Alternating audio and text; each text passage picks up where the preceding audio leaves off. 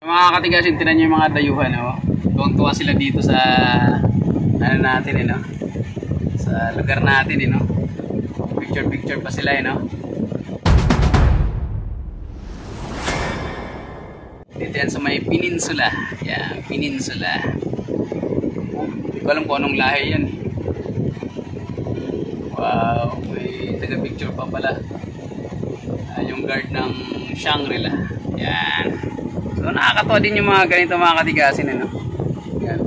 Nakakatuwa din yung mga ganito. Diba? Nakakatuwa din eh.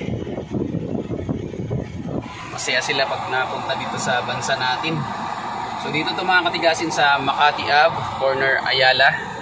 Ayala yung padiretso. Yung pag ganun, Makati Ave. Yan, dito peninsula. At dito naman sa kabila ang Shangri-La. Ayun, oh. So PLDT, yan, PLDT. So nakastop tayo ngayon.